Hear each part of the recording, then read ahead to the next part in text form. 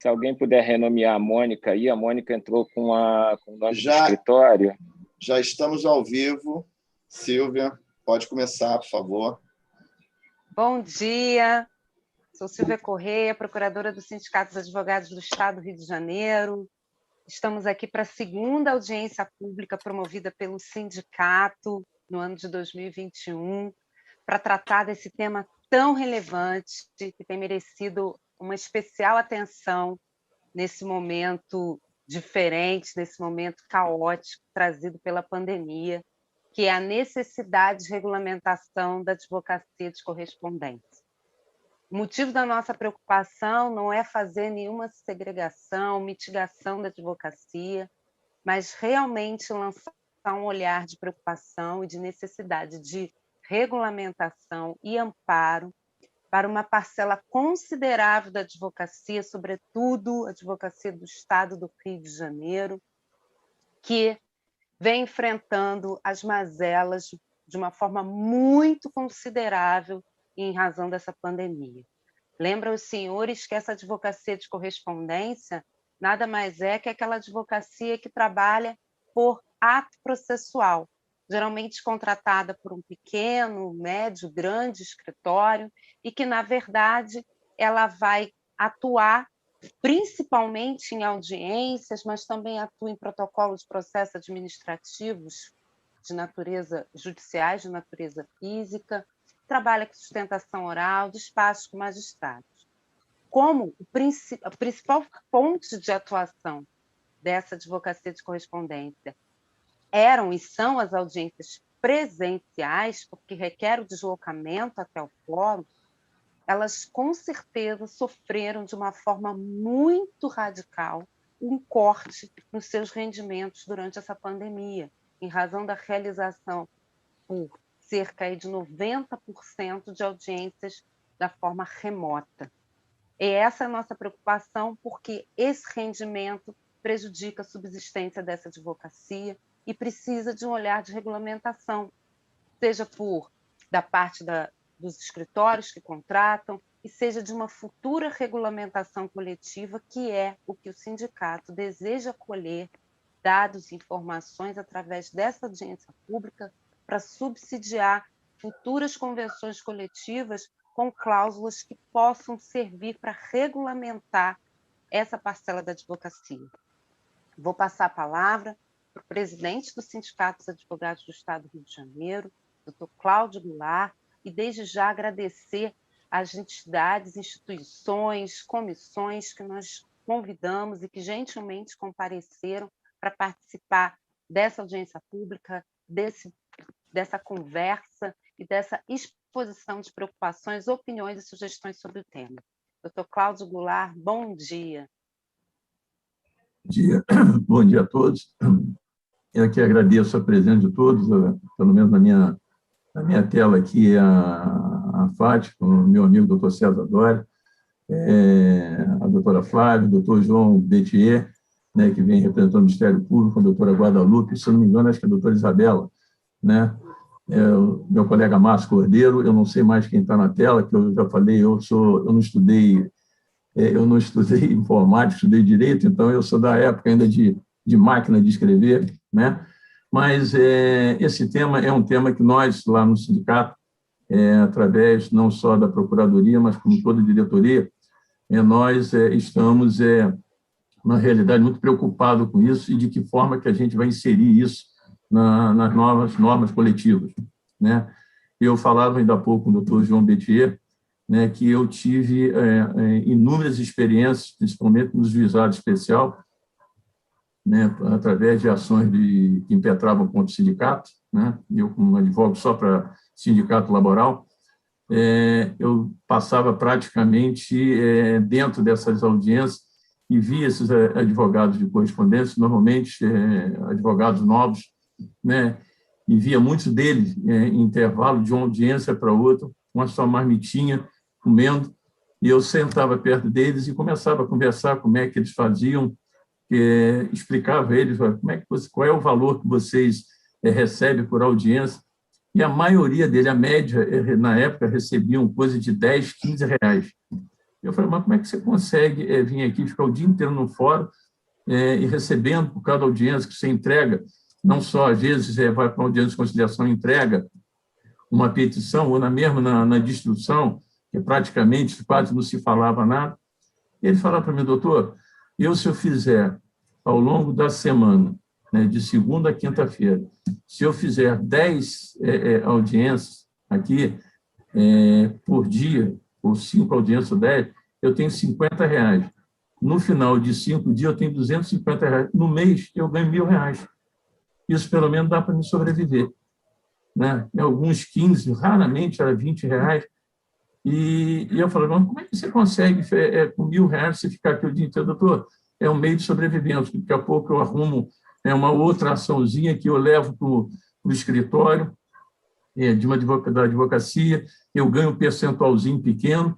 Eu falei, mas você é vinculado? Não, eu só faço a correspondência. Eu recebo em espécie. Né? E, enfim, né, é um tema que era complicado. E a gente, inclusive, tem uma ação do Ministério Público, ainda na administração anterior, junto com o Alvo, impetramos uma ação contra alguns grandes escritórios a respeito disso. A doutora Guadalupe agora acabou de falar que ela tem algumas ações, mas é uma coisa que preocupa a gente, porque ele falou, doutor, não, eu não quero entrar com uma ação contra nenhum escritório, porque esse hoje é o meio de sobrevivência dele. Né? Enfim, é um tema que vai ter que ter uma regulamentação. Nós, com a Procuradoria lá do sindicato, com a doutora Silva, com o doutor Bonfim, com a Érica, né, nós já estamos viabilizando, né, tentando elaborar cláusulas para como nós iremos regulamentar essa atividade, né, dentro da nossa norma coletiva. Né. E o pior ainda que está vendo, que nós já começamos a sentir isso, e aí eu chamo um pouco a atenção também do Ministério Público, no nosso estatuto, né, nós não podemos atuar fora da nossa jurisdição por mais de 5 processos, 5 vezes. O que estão se fazendo esses grandes escritórios? Para não ter esses audiencistas, que nem a gente chama, ou advogado de correspondência, eles estão pegando uma suplementar, né? Então, vai para Minas Gerais, escolhe um advogado do escritório, faz a inscrição dele lá, que é uma inscrição suplementar, e, olha bem, ele não é isento. Se ele fizer uma suplementar, ele é obrigado a pagar aquela anuidade. Né? E eles, então, começam, com aquele toque que ele pede lá, começam a fazer audiência daqui, né? Obviamente, só não fazem alguma coisa como tem que... um despacho, que aí eles pegam, é preferível ele pegar um lá e só fazer um despacho do que ele manter esse vínculo da correspondência. E isso já está ocorrendo também no Rio de Janeiro. Nós tivemos uma audiência, um bate-papo com o ex-presidente da seccional, doutor César Brito, e ele falava exatamente sobre isso. Né? E nós estamos também vendo que esses grandes escritórios estão criando, com os próprios advogados, vinculado tão somente para cuidar de prazos, né, cuidar de ações e cuidar dessas transmissão de petição, de recurso, enfim. Tem uma equipe única e exclusiva. Então, o advogado ele faz a peça dele, passa para aquela central e ela cuida dessa distribuição. Então, é um tema que é de fundamental importância. E eu finalizo deixando aqui uma reflexão, que é um tema hoje, com o advento da pandemia, advento do Covid-19, criou uma dificuldade para todos nós, né? Seja para os audiencistas. Esse sindicato, então, está sofrendo com isso, porque não estamos conseguindo fazer nenhuma assembleia presencial, poucos são os setores que nós podemos entrar para falar com os trabalhadores, né? Enfim, e esses advogados, né, estão sofrendo, porque, como bem disse a doutora Silvia Correia, é fundamental, o carro-chefe eram as audiências presenciais. E com o advindo da nova era, agora, através da informática, de fazer essas audiências por via online, né, é um tema que a gente vai ter que também se preocupar com isso, né, porque ainda que eu faça uma audiência online, seja contratado do sindicato, eu estou atuando, ainda que seja por correspondência. Né, e são os outros atos que você tem que fazer, você, o cartório, despachar com o juiz. Então, isso é uma coisa que nós vamos ter que realmente pensar e, com certeza, nós haveremos de ter essa regulamentação, pelo menos com os grandes escritórios, por via da CCT. Então, a minha participação aqui, na realidade, é prestar alguns esclarecimentos da minha vivência, que nem eu falei com o doutor João Bettier, né, do que eu vivencio, o que eu vivencio, né, até porque a gente faz inúmeras audiências no Estado todinho, né, e deixar isso uma reflexão para que a gente possa, então, realmente amadurecer essa ideia, né? Eu desejo a todos um bom dia e uma boa audiência aí para todos nós. Obrigado, né? Silvia, passa a palavra para você. Obrigada, presidente. De fato, merece muitas reflexões e muito relevante esse tema. Eu queria destacar que esse tema foi um dos temas escolhidos como de necessário iniciar o debate pela Procuradoria dos Sindicatos Advogados do Estado do Rio de Janeiro. O doutor Cláudio compartilhou dessa preocupação, incentivou a realização dessa audiência pública.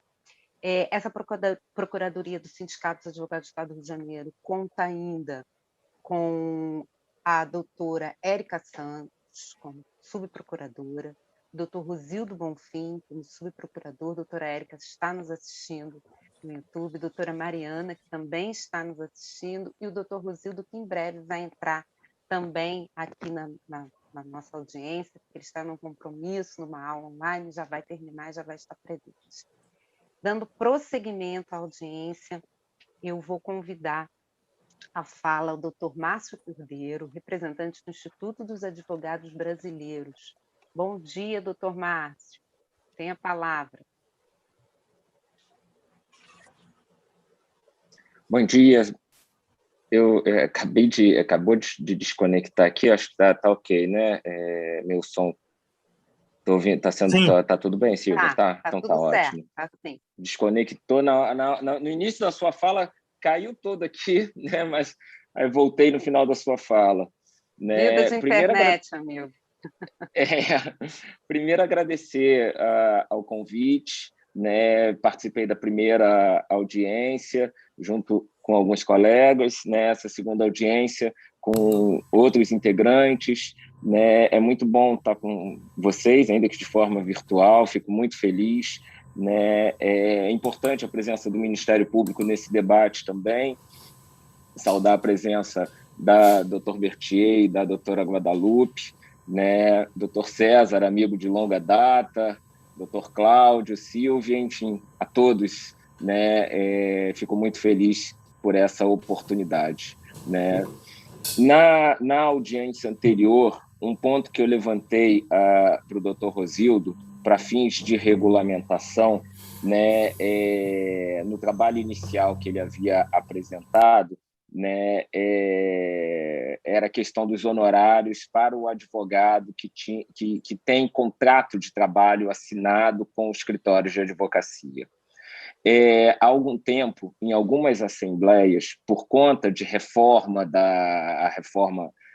de 2017, por conta da pejotização, por mais que eu entenda e defenda que boa parte da pejotização, boa parte da autonomia, ela tem como finalidade mascarar uma relação de emprego, né, e de forma bem objetiva, né, toda essa evolução tecnológica com Uber, com Rap, né, no meu entendimento, né, são empregados regidos pela CLT que estão trabalhando num outro formato, né, mas a CLT é plenamente aplicável a esses trabalhadores. Então, o que a gente tem, né, é um conjunto de mecanismos, né, criados que acabam gerando um novo conjunto de trabalhadores, né? E qual é o problema? Eu que advogo para inúmeros sindicatos, a gente tem sempre que correr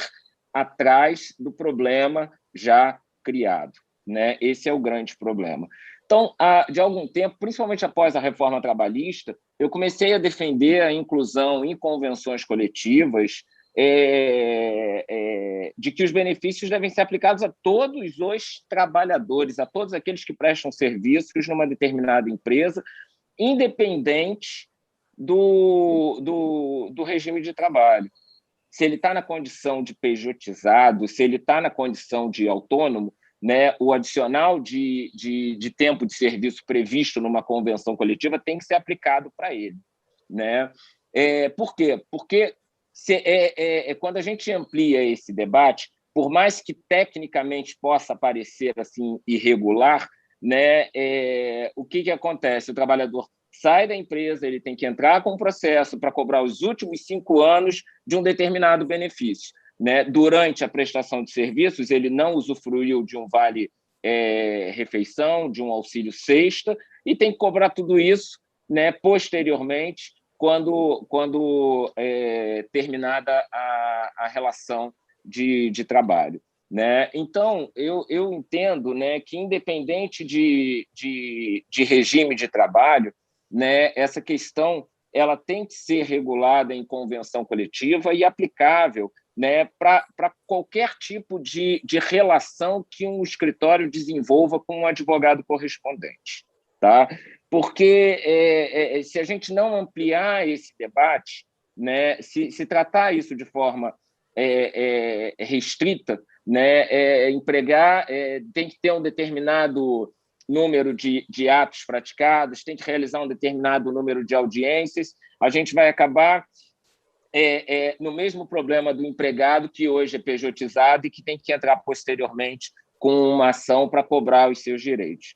Então, nessa questão, tá, assim como eu tenho defendido para os sindicatos que os benefícios têm que aplicar para todo mundo que está dentro da empresa prestando serviços, isso até é uma mudança na questão de representação das entidades sindicais, de assistência, né? É um debate muito, muito maior, né? Porque modifica também a questão da representação, né? A questão de associação, modifica tudo isso, né? Nessa proposta aí do correspondente, eu entendo que o trabalho tem que ser desenvolvido, os benefícios têm que ser aplicados para todos aqueles, né? Sabemos que as condições de trabalho do advogado correspondente as condições são péssimas, né?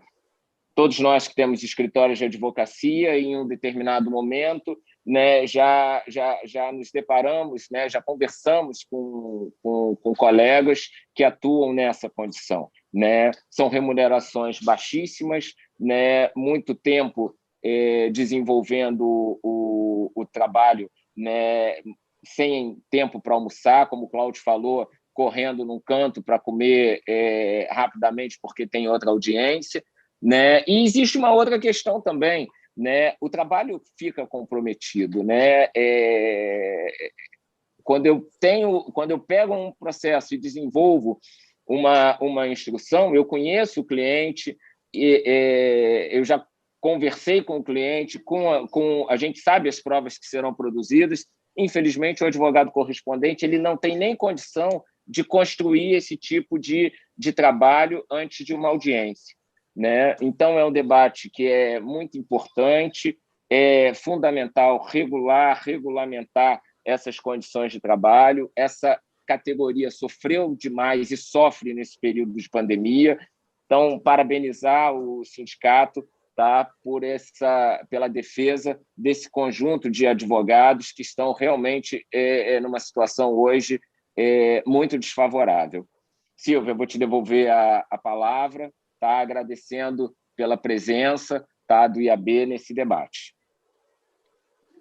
Obrigada, doutor Márcio. Nós que agradecemos a presença do Instituto dos Advogados Brasileiros, que tem aí sido capitaneado pela doutora Rita Cortez, instituição mais antiga da América do Sul das Américas, acho que é das Américas. Muito importante as suas colocações, o seu olhar também de advogado sindicalista, isso é de extrema relevância nesse debate.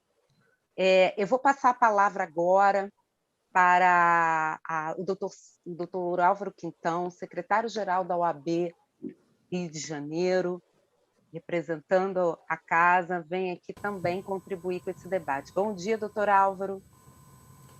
Bom dia a todas, bom dia a todos, bom dia minha querida amiga Silvia Correia.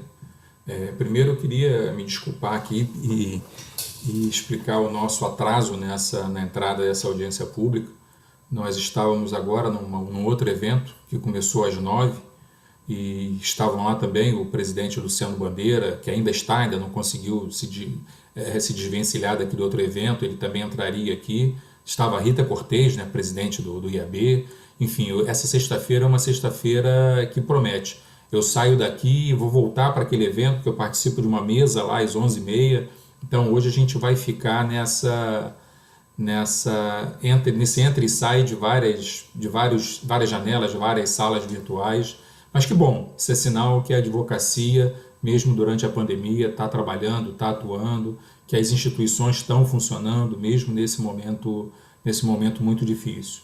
E não poderia deixar de vir aqui, por isso eu fugi daquele evento, vir para cá, porque esse é um tema que sempre me incomodou muito, né? É um tema que sempre chamou muito a atenção do Sindicato dos Advogados. Eu presidi durante 3 mandatos o Sindicato dos Advogados, e dando aqui essa interpretação, continuidade ao que o Márcio acabou de falar, nós sempre tentamos nas convenções coletivas do sindicato incluir cláusulas que de alguma maneira atendessem essa grande parcela da nossa advocacia que trabalha como correspondente, que trabalha, como muitos gostam de denominar, como audiencistas, né, ou usando outro nome qualquer, mas é de fato uma advocacia correspondente. E nós sempre esbarramos naquela discussão, mas a convenção coletiva só se aplica aos empregados, aos advogados empregados. E essa foi uma discussão que a gente fez durante muito tempo, porque existia sim em alguns escritórios, não são todos, mas existem alguns escritórios, a fraude na contratação desses advogados, que na verdade eles têm todos os requisitos de um empregado, mas que na verdade são contratados como advogados correspondentes. Nós não estamos falando daquele advogado correspondente que eu, do Rio de Janeiro, contrato em outro estado para fazer uma diligência, nós estamos falando de advogados que são considerados correspondentes, mas que fazem audiências todos os dias, que chegavam, não agora nesse momento de pandemia, que tudo está muito diferente, mas que chegavam nos escritórios às 8 da manhã e saíam às 10 da noite e ficavam atuando, fazendo audiências, fazendo uma série de coisas durante todo o dia. Era muito comum encontrar colegas almoçando numa marmita, sentado no corredor do fórum, porque não tinha tempo para sair para almoçar, porque logo em seguida vinha uma outra audiência, vinha uma outra diligência que ele teria que acompanhar.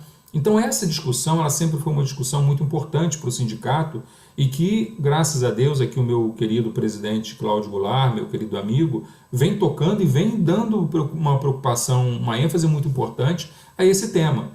Na Ordem dos Advogados, a gente criou uma comissão específica, que também é presidida aqui pela minha querida amiga Flávia Vanderlei, que de forma brilhante vem debatendo esse tema, vem buscando presidentes de subseções de todo o Estado e até mesmo representações de fora do Estado do Rio para debater esse tema. Eu lembro que há uns 4 anos, mais ou menos, o Ministério Público tinha uma força-tarefa, uma equipe, que estava se debruçando, por exemplo, sobre contratações irregulares em alguns escritórios, onde contratavam esses advogados, às vezes, usando aquele famoso sócio-cotinha, né, que te dava o 0,000 alguma coisa de participação no escritório, dessa contratação do PJ. Então, aqui, o meu querido amigo, o procurador-chefe, Dr. João Batista Berthier, e eu sei que o Ministério Público do Trabalho continua com uma preocupação muito grande em relação a essas fraudes. Durante esse tempo todo que a gente vem debatendo, a gente conseguiu, por exemplo, que a Ordem dos Advogados incluísse na sua tabela de honorários valores específicos para a advocacia correspondente. Tá? Então, é um tema que não acabou. Agora vem essas novas formas de contratação por aplicativos, né? Isso aí vai levantar uma outra discussão. Até que ponto esses aplicativos, até que ponto essas formas de contratação geram ou não geram vínculos empregatícios, enfim. Mas fugindo um pouco ainda da questão do direito do trabalho, é necessário discutir qual é o mercado de trabalho do advogado correspondente. com essa virtualização dos processos, com essa tornando esse processo totalmente virtual, até que ponto os grandes escritórios, que são na grande maioria os contratantes desses advogados, até que ponto esses escritórios continuarão contratando os advogados correspondentes, uma vez que podem fazer boa parte das suas atividades, destas atividades, a partir do seu escritório. Como eu falei, eu participei de um evento, saí daquele evento, vim para esse, daqui a pouco eu vou para outro, e às 3h da tarde eu tenho uma reunião com um advogado em São Paulo, né? Então, esse mundo virtual está trazendo uma série de novidades, e a advocacia correspondente, com certeza, precisa se adaptar a essa nova realidade. Qual vai ser o mercado de trabalho para a advocacia correspondente nesse mundo virtual? Então, temas como este, debates como este, são fundamentais para o futuro da nossa categoria, para o futuro da nossa profissão. Estamos passando por períodos que era impensável 2 anos atrás. Todos nós sabíamos que a robotização em alguns serviços estava chegando, todos nós sabíamos que a virtualização dos processos estava chegando, mas a pandemia acelerou todo esse processo. A pandemia colocou no nosso colo, da noite para o dia, uma realidade que ninguém esperava que fosse acontecer tão rapidamente. Então, é um tema fundamental. Eu queria parabenizar mais uma vez, eu não vou me estender demais, eu não vou me alongar demais, mas eu queria parabenizar mais uma vez o sindicato e a todos aqueles que de alguma maneira estão participando da organização.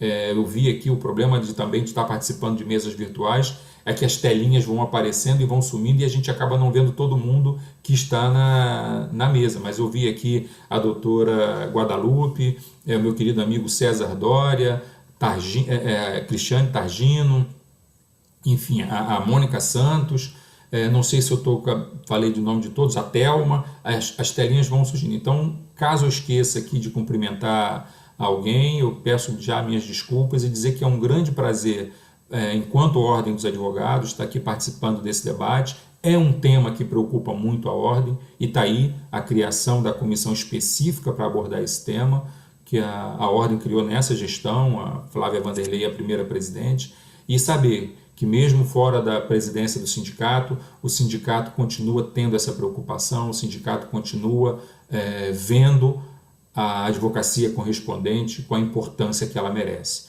Muito obrigado, é um grande prazer aqui estar participando desse evento.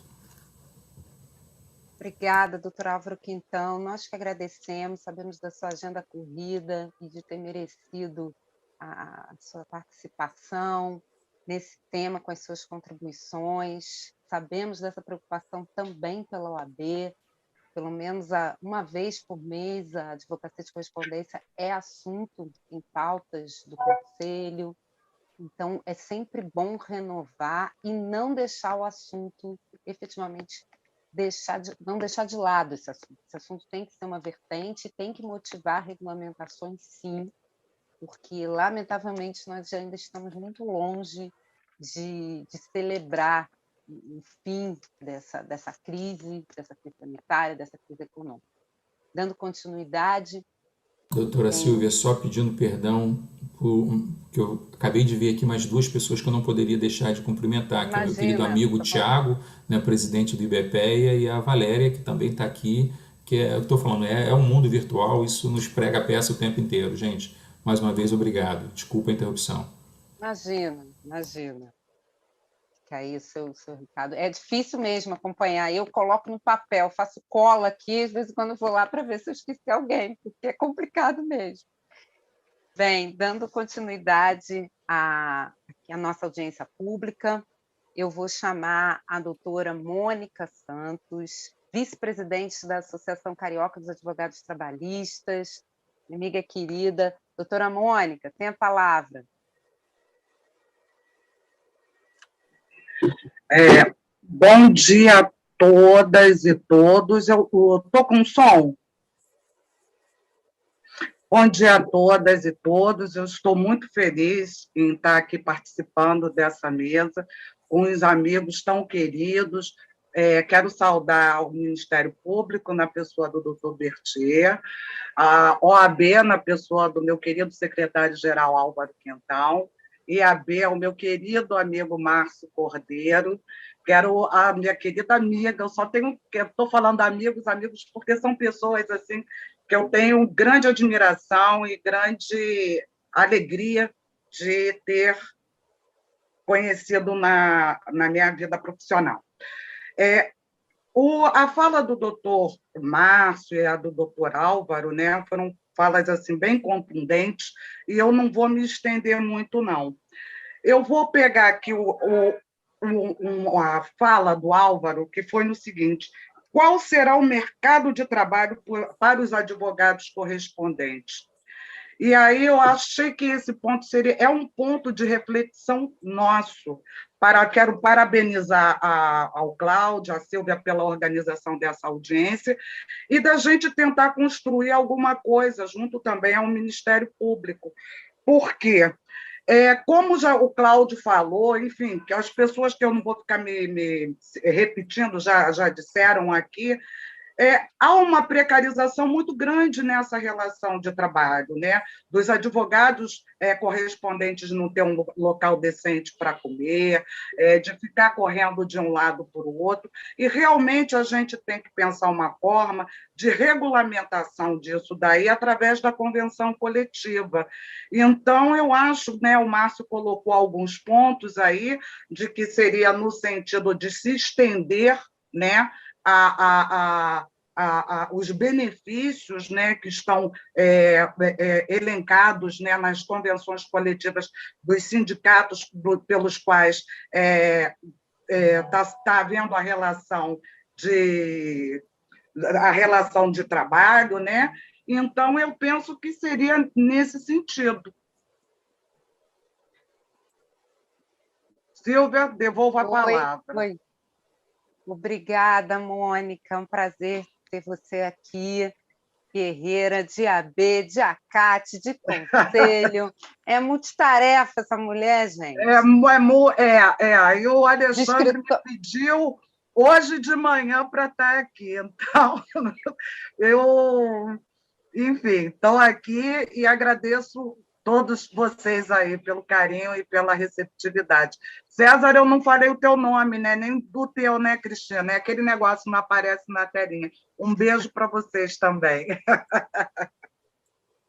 Beijo grande, Mônica. Muito obrigada, viu? Dando continuidade, eu vou chamar o doutor César Dória, presidente da Associação Fluminense de Advogados Trabalhistas. Doutor César, seja bem-vindo.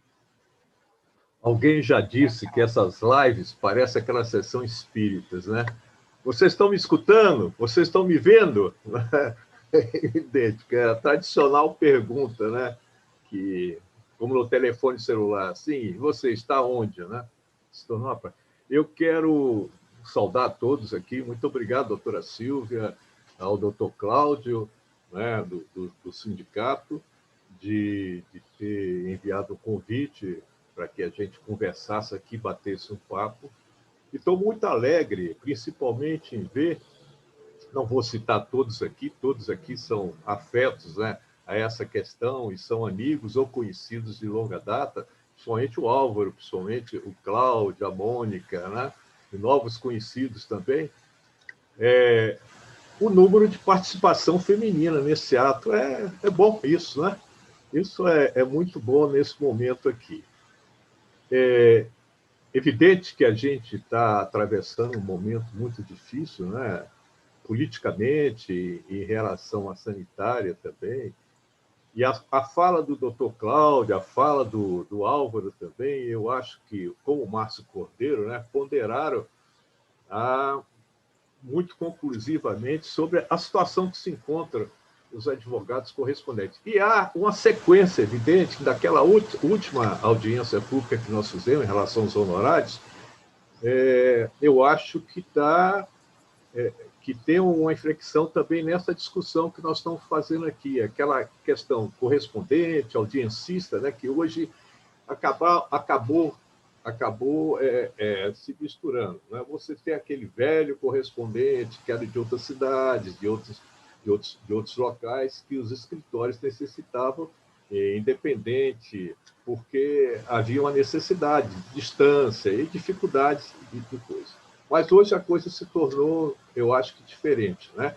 A gente pode dizer que os audiencistas correspondentes estão na mesma situação, né? Fazem praticamente o mesmo trabalho, de uma vez ou outra. E há algumas questões aqui, questão do processo eletrônico, como foi bem colocado pelo Álvaro, aí, pelo Dr. Cláudio também, né? A questão do vírus, e interessantes também as mudanças que estão ocorrendo na legislação, tanto trabalhista como processual, civil.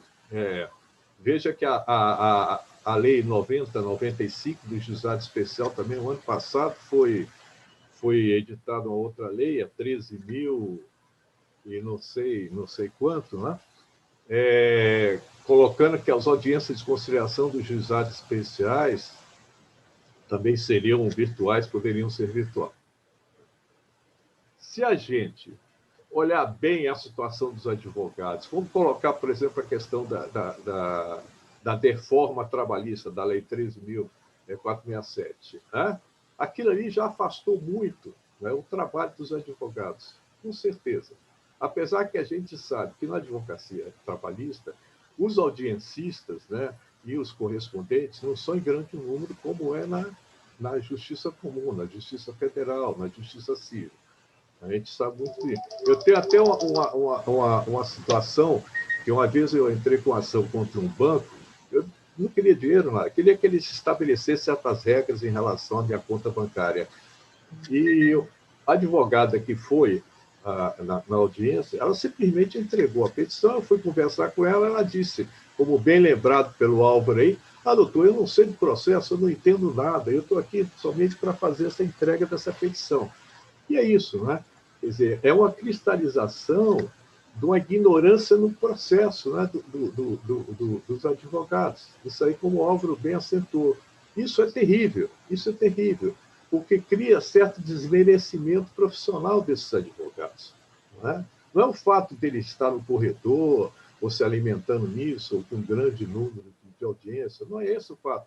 O fato é que simplesmente passou a ser, né, um simples entregador de papéis, como falam por aí. Eu acho isso aí uma coisa terrível.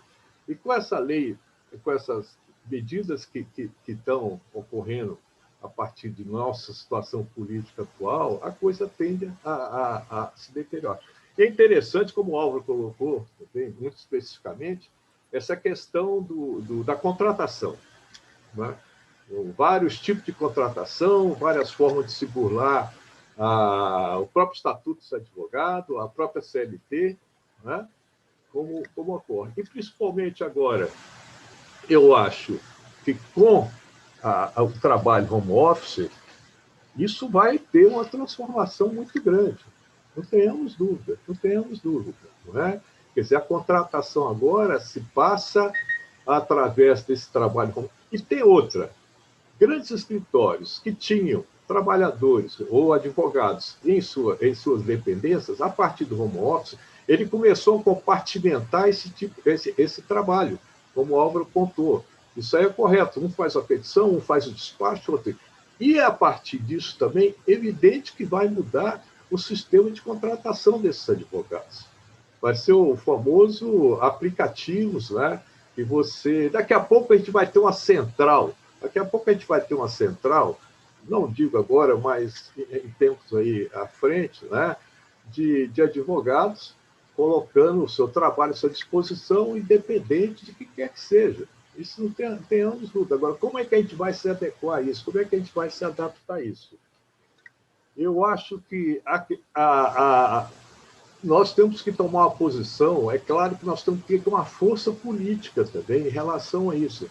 Não é simplesmente a gente se colocar, expressar, né, a nossa diferença em relação a isso, mas há um problema da conscientização dos advogados, da sua permanência, né, em defesa, juntamente com o sindicato, com a AB. Isso é um trabalho que nós temos pela frente aqui muito grande, porque a discussão não pode passar simplesmente pelo Ministério Público.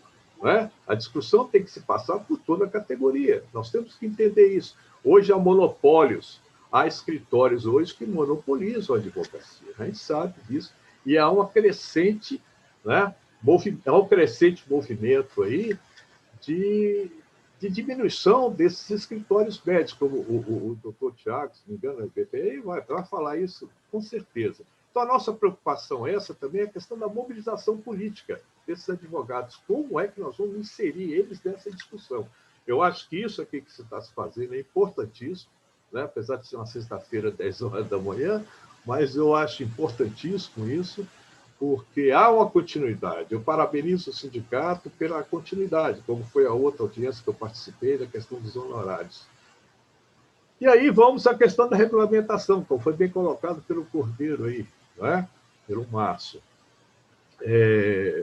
Claro, evidente, isso não há discussão, isso não há discussão. Isso é uma trincheira política, né, que nós temos que observar realmente. Nós temos que tentar regulamentar isso.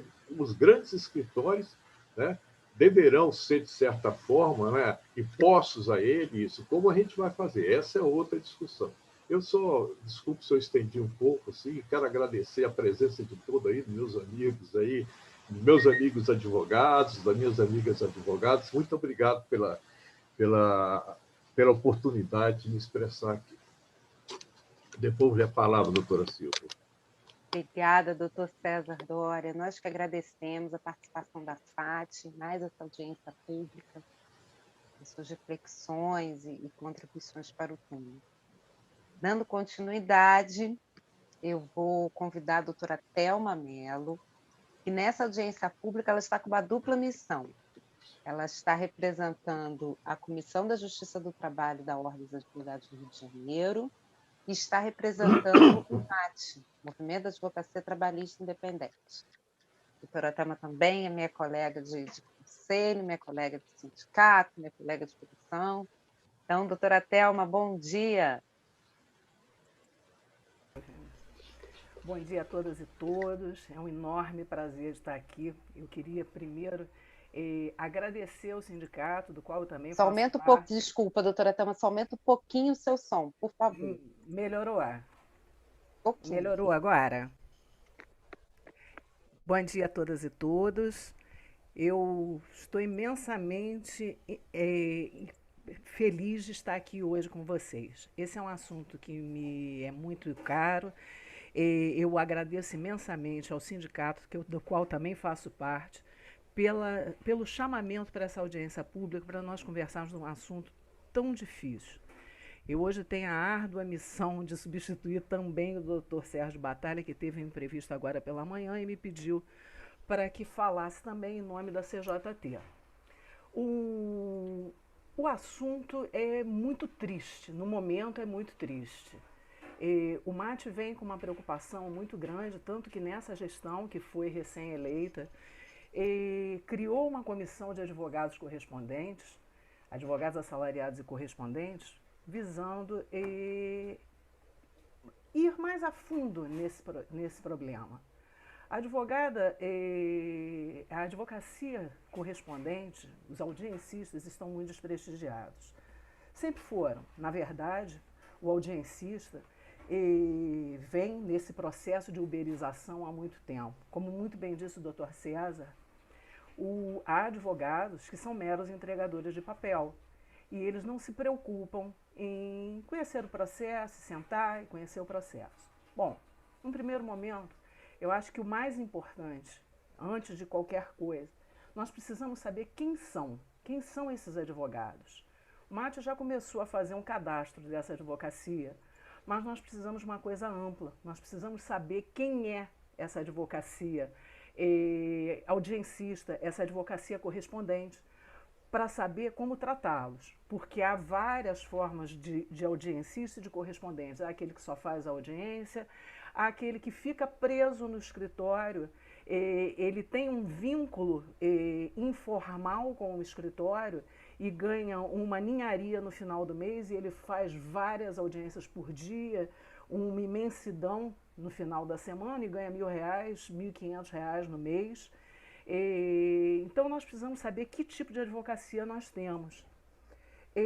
Mas, antes de tudo, eu acho que é muito importante que a OAB e eu insto aqui o doutor Álvaro, faça uma fiscalização concreta. Os grandes escritórios estão utilizando, principalmente escritórios de fora, falando aqui da capital, do Rio de Janeiro, os grandes escritórios utilizam agora, nesse tempo de audiência virtual, eu vou chegar também nisso, nesse tempo de audiência virtual, muitos escritórios de outros estados deixaram de contratar os audiencistas daqui e utilizam os seus advogados internos sem que seja observado o limite de 5 processos anuais.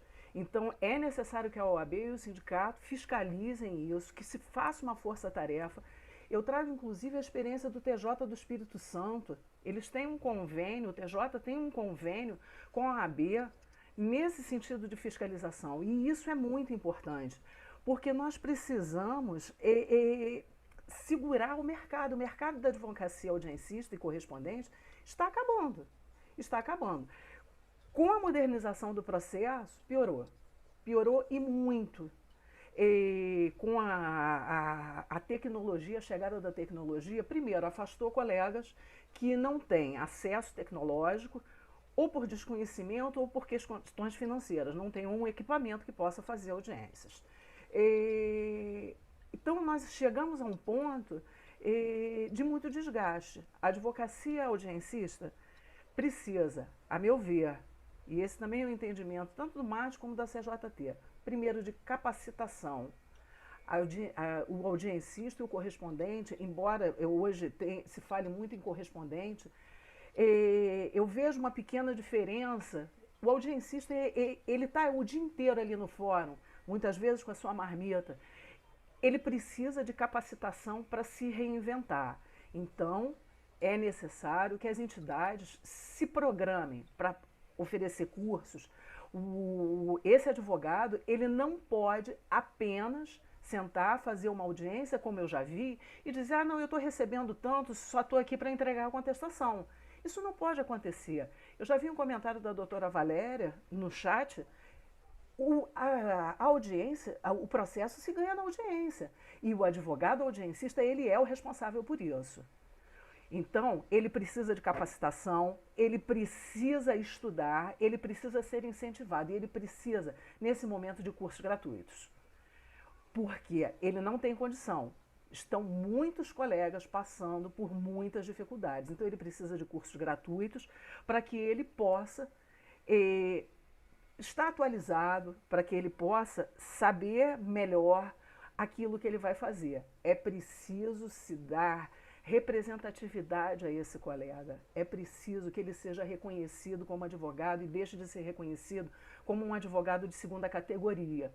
O que acontece efetivamente, tanto pelos colegas que são advogados empregados ou que têm suas bancas próprias, e pelos próprios juízes, que muitas vezes considera aquele advogado que não se faz respeitar, que se considera aqueles advogados como um advogado menor, o que não é. O advogado audiencista é tão advogado como qualquer outro. E eu vou encerrando a minha fala por aqui, não deixando de lembrar. Nós estamos com uma campanha, nós do MAT, nós estamos com uma campanha, nós estamos falando de audiencista, então nós estamos com a campanha do MAT Solidário. E nós precisamos da sua ajuda, nós precisamos que todos nos ajudem para ajudar esses colegas que estão em necessidade. Tem muitos colegas que estão passando por necessidade, muitos ambulantes do TRT também. A campanha não é exclusiva para os advogados trabalhistas, a campanha abrange a todos os advogados, basta nos procurar para que seja incluído no programa, para receber cestas básicas, ajuda de custo. Tem colegas que estão recebendo computadores, então nós estamos fazendo um trabalho bastante amplo. Eu conclamo a todos a pensar no advogado audiencista. Ele precisa e muito ser reconhecido como tal, como um bom advogado e precisa de capacitação. Mas, antes de tudo, nós precisamos saber quem eles são. Doutora Silvia, eu devolvo a palavra, agradeço imensamente a oportunidade de estar aqui com vocês. Obrigada, doutora Thelma. Nós que agradecemos. Palavras de realidade, de conhecimento da prática. Vocês sabem, né, seja do MAT, da Comissão da Justiça do Trabalho, que não, independente das outras áreas de direito, sabe o quanto essa parcela da advocacia tem sido abatida por conta dessa crise. Eu vou passar a palavra. Protocolo um pouquinho? Por favor, doutor Cláudio. Eu vi uma mensagem do doutor João Bettier perguntando quanto tempo o Ministério Público tem. Se as duas procuradoras, inclusive a doutora Guadalupe, que falou que já tem inúmeras ações contra alguns escritórios de audiência relativa aos advogados audiencistas, deixar eles à vontade. Se eles quiserem participar, será até para a gente um fato para que a gente também possa até amadurecer e se aperfeiçoar nesse tema. Então, deixa à vontade eles aí, por favor. Se elas quiserem se pronunciar, será um prazer ouvi-las também. Obrigada, presidente. Com certeza. Vou passar a palavra para o Ministério Público do Trabalho, doutor João Bettier, procurador-chefe do Ministério Público do Trabalho do Estado do Rio de Janeiro. Uma honra tê-lo aqui conosco. Tem a palavra, doutor Bettier, e com quem o senhor quiser compartilhar essa sua fala. Agradeço o convite. Bom dia a todas e a todos. O Ministério Público, a nossa função nem sempre é uma função simpática, né, de investigar, de ajuizar ações, mas o MP também tem a preocupação de dialogar com as projeções todas da sociedade, até porque a gente tem que ter uma construção democrática que exige esse diálogo. Estão aqui as minhas colegas Guadalupe, Isabela, estão à vontade para entrar na minha fala, acrescentar alguma coisa, e vamos tentar ser sucintos, porque a audiência pública pede isso, não dá para alongar muito numa audiência pública. Eu começaria fazendo um elogio. Uma das coisas que mais me alivia é ver um sindicato cumprindo seu papel. Eu sou membro do Ministério Público e, às vezes, tem aquele sindicato que, de fato, negligencia a própria categoria, o que é dramático, porque não há quem salve. Por mais que o Ministério Público entre em cena, nada como o sindicato analisando os dramas da sua própria categoria. Então, eu começo com esse elogio, porque é essencial que o sindicato seja atuante e seja um sindicato pensante para debater as questões. E a questão aqui, no fundo, está no artigo 7º, inciso 27 da Constituição, é a proteção contra a automação. A pandemia aguçou tudo, mas há sim um problema, né? A automação cria alguns postos de trabalho, mas mata outros tantos. Então é muito importante, sim, que no que tange à advocacia, como a qualquer outro tipo de trabalho, haja uma preocupação quanto à automação. Caminhamos para um mundo onde a tendência vai ser não ter trabalho para todo mundo. Lamentavelmente, tragicamente. Caminhamos para um mundo onde ficará evidenciado que não haverá trabalho para todos. Então é fundamental preservar trabalhos. Isso é em prol da humanidade. Preservar trabalhos. Eu outro dia ouvi de uma pessoa, eu acho que futuramente vai até acabar a competência territorial. Porque eu posso estar no Oiapoque e julgar uma ação do Chuí. Eu discordo. Eu acho que telas não mostram toda a realidade. Eu acho que jamais acabará a competência territorial, porque ainda que eu esteja com o meu computador, é bom estar perto do conflito que eu aprecio, do trabalho que eu faço como advogado. Minha colega Guadalupe está aqui. É só perguntar para ela se ela acha possível descobrir trabalho escravo olhando as coisas por uma tela. Ou se não é o caso de uma inspeção. Eu discordo disso. Eu acho que, passada a pandemia, muito de presencialidade voltará. Muito de presencialidade voltará. Então, me parece que esse advogado que está lá num lugar mais distante, fazendo uma audiência, cumprindo uma diligência, ele é importante, sim. Passada a pandemia, penso que parte do trabalho voltará e é fundamental lutar para que volte e prossiga. Porque é mais vaga para mais gente trabalhando num mundo que cada vez mais corta espaço para trabalhar, chegando a uma situação insolúvel de muita gente sem trabalho, que é terrível para todos nós. Agora, diria mais. Eu acho que o sindicato aqui faz bem, porque uma das coisas mais dramáticas que eu vi na minha carreira é quando a classe explora a classe. Já vi muito médico explorar médico. E também tem advogado que explora advogado. É a tal história, né? É uma ironia para quem pensa em consciência de classe. Não é aquele empregado operário e o dono de indústria. São ambos advogados. E um hiperexplora o outro. E aí o drama para o sindicato é grande. Porque o litígio é interno. Então, cuidado, porque essa é uma preocupação, sim. E quando classe explora classe, raramente é na violência de um trabalho escravo, é com as fraudes. É com as fraudes. É quando você tem um sócio que sócio não é. Né? Será que são sócios? Né? Um vai trabalhar de helicóptero, o outro vai de trem? Será que há um affectio societatis nisso, autêntico, genuíno? Eles se olham como colegas que debatem porque estão juntos num rumo e ambos lucram? Então, me parece que a preocupação com fraude deve ser grande. Por isso, nossa atuação. E a nossa consolidação das leis do trabalho, ela é sábia no artigo 6º, modernizado que foi, porque a tecnologia pode ser usada para subordinar. Acho muito importante, sim, que venham convenções coletivas, acordos coletivos, para dar proteção ao trabalhador advogado também. Né? Mas temos um bom ponto de partida, que é a CLT, a primazia da realidade. Aonde houver vínculo, vai ser fundamental reconhecê-lo, com toda a dificuldade de produção de prova que isso enseja. Agora, digo mais, me agrada muito a ideia de acordos coletivos, convenções coletivas, irem para além da figura do empregado. Aliás, para chegar a essa conclusão, é só olhar o artigo 7º. São direitos dos trabalhadores. Caput é esse. E no inciso 26, reconhecimento de acordos coletivos e convenções coletivas. Na literalidade constitucional, uma convenção coletiva ou um acordo coletivo tem potencial interpretativo para ir para além do empregado. No fundo, o que eu estou propondo é o seguinte: o que se quer aqui é proteger o advogado mais desprotegido, de fato. Talvez seja hora de pensar numa ideia de advocacia sem adjetivos. Não é advogado, dono do escritório, não é advogado, sócio, não é advogado por correspondência. Algumas coisas não se nega a advogado nenhum. Se eu pensar em advocacia sem adjetivos, eu vou dar a proteção que precisa qualquer que seja advogado, até aquele começando carreira ainda como correspondente, querendo lá, eventualmente, um dia ter uma condição melhor, mais segura, menos precária. Então, talvez seja a hora de pensar numa advocacia sem adjetivos. Tem questões que você não nega a advogado nenhum, por quê? Porque qualquer advogado é essencial à justiça. E aí, acho que nesse caminho é muito importante combater uma coisa. Eu volto e meia vejo, né?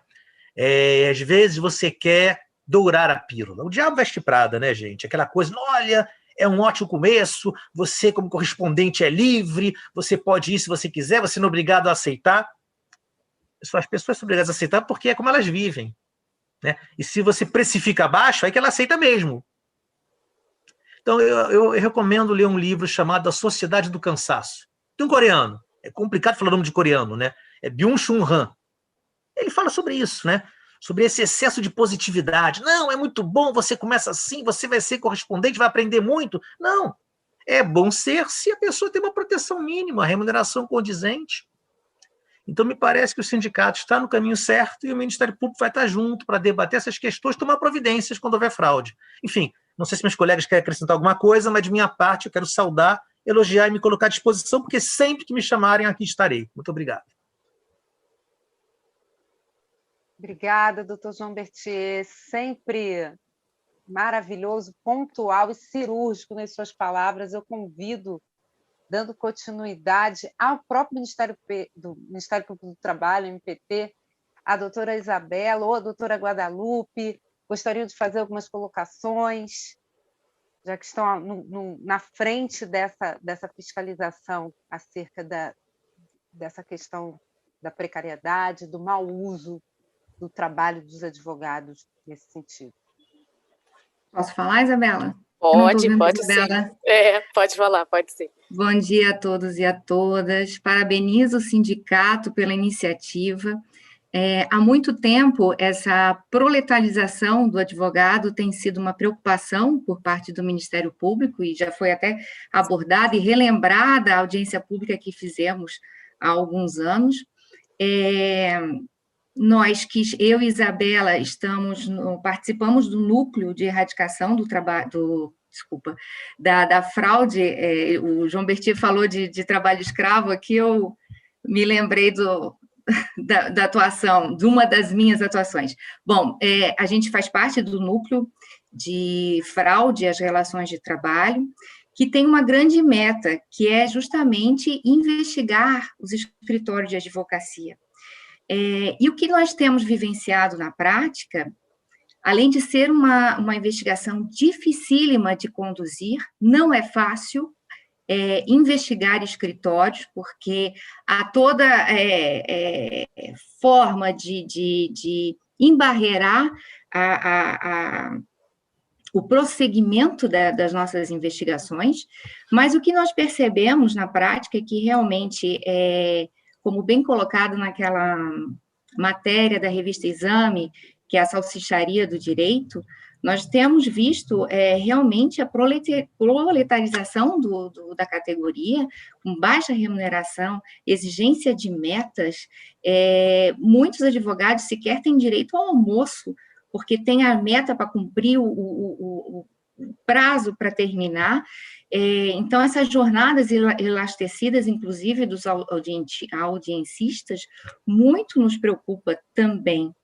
E temos obtido êxito nas ações que temos ajuizado em face dos escritórios de advocacia. Mas precisamos, com relação dos audiencistas, como já foi colocado, eles atuam muito na justiça comum, e nem sempre é fácil para nós termos acesso a essa categoria, a esses profissionais que atuam na justiça comum. Então, toda forma de contribuição, inclusive por sindicato, ou por quem vai denunciar ao Ministério Público, é muito importante.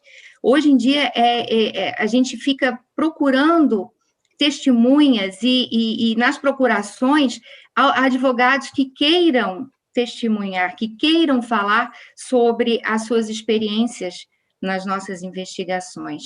E estamos aí, qualquer fraude que vocês tenham conhecimento, denuncie ao Ministério Público, que nós estamos atuando, continuamos firmes e fortes nessa meta institucional. Muito obrigada. Agradecemos, doutora Guadalupe, parabenizo por esse trabalho, esse relevante, necessário trabalho. Eu imagino, se nós, nesse país desse tamanho, temos tantas diferenças, temos tantas dificuldades, o que seria de nós sem esse tipo de trabalho, sem combate ao trabalho escravo, sem combate à exploração, sem combate ao trabalho infantil, essa protagonização que o Ministério Público faz o trabalho, que nos dá esse conforto, saber que existe e que esse trabalho ele é real, ele é de pé no chão, como o doutor Petier colocou, não é de tela, é de exame in loco, mas que precisa dessas denúncias, precisa ser provocado para facilitar e gerar essa regulamentação que a gente sabe que é um caminho, mas que a gente precisa fomentar. Dando continuidade, desculpa, doutora Isabel. Só agradeci, muito obrigada. Nós que agradecemos. Dando continuidade, já quase caminhando para o final, nós temos mais duas instituições para ouvir. Eu vou passar a palavra para o doutor Tiago Belo, que é presidente do IBPE, Instituto Brasileiro de Pequenos e Médios Escritórios, que eu tenho certeza também que tem uma contribuição muito relevante por ouvir muito dessas denúncias que o Ministério Público requer, que precisa que cheguem até ele. Doutor Tiago Melo, tem a palavra, seja bem-vindo. Obrigado, pessoal. Professora, doutora Silvia, nossa procuradora do sindicato, nosso presidente do sindicato, uma boa tarde, bom dia, obrigado pela iniciativa, obrigado por convidar o IBPE, a todos os presentes, membros do Ministério Público, membros da OAB, na figura do Álvaro Quintão, do IAB, todas as nossas associações que defendem os interesses dos advogados, a todos que estão nos assistindo e trazendo essa reflexão hoje, num dia tão importante para a nossa classe.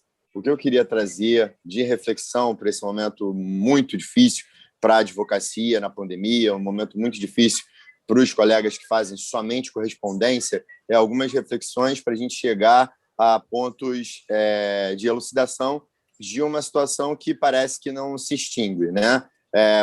Parece que está em cada vez mais sido enxugar gelo. Então, eu queria trazer algumas reflexões aqui, que eu fiz uns apontamentos, para a gente trazer para essas bases. Só um minutinho, por favor.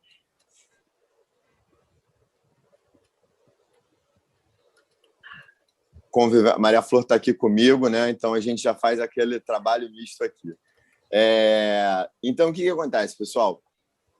Eu acho que um dos primeiros pontos, e eu corroboro tudo que foi falado anteriormente, mas na visão dos pequenos escritórios, queria trazer um dado, inclusive como a doutora Thelma estava trazendo, né?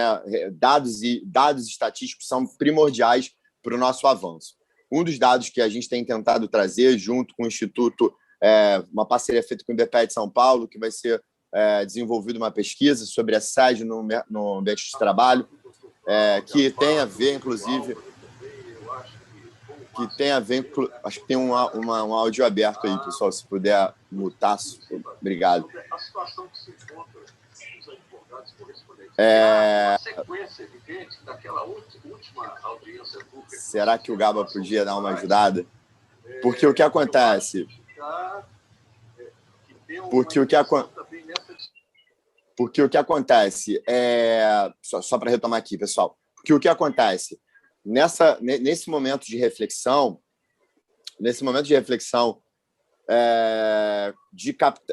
de produção de dados, a gente também vai produzir dados do número de escritórios de pequeno porte que nós temos. O Álvaro, em 2019, num seminário do IBPE, ele trouxe um dado que 80% dos advogados do Rio de Janeiro, mais ou menos 150 mil, estariam em pequenos escritórios, até 10 pessoas no seu quadro societário.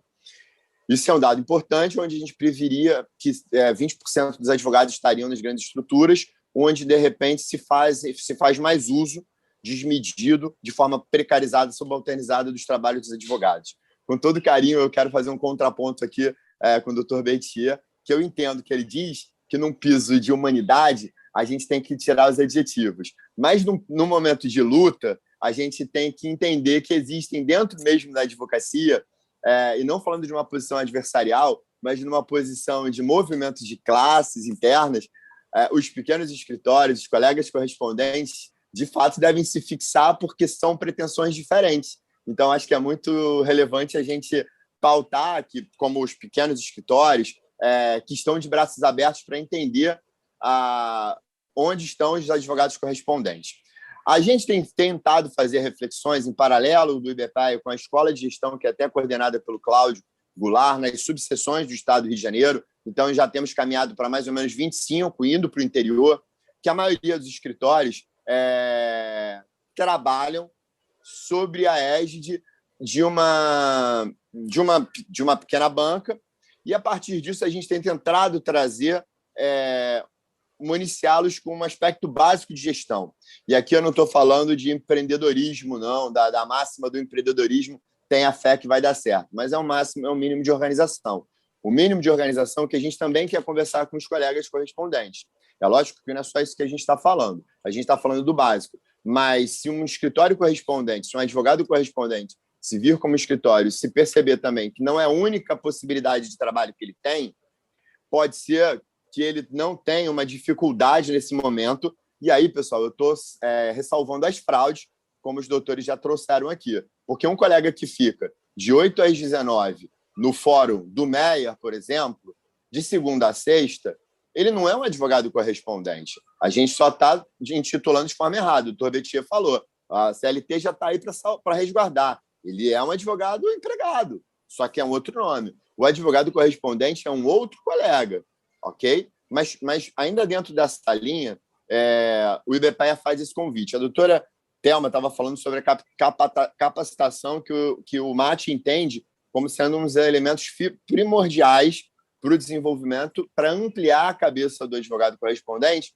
para, além dessa luta aqui de regulamentação, ter outros elementos e olhos para terem saídas. E o IBPE, com a Escola de Gestão da Ordem, também pensa que a percepção deles entenderem que podem ter um escritório, e aí quando você tem um escritório, é muito mais complicado você aplicar 100% da sua única receita num único modelo de negócios, que é a advocacia correspondente. Então, esse é um outro elemento que a gente traz. A estrutura da advocacia está mudando. Sabe qual é um dos medos que a gente tem?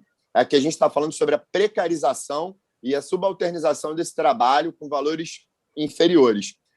E aí a gente o debate vamos colocar uns pisos regulamentares na tabela da ordem, vamos trazer isso para a CCT.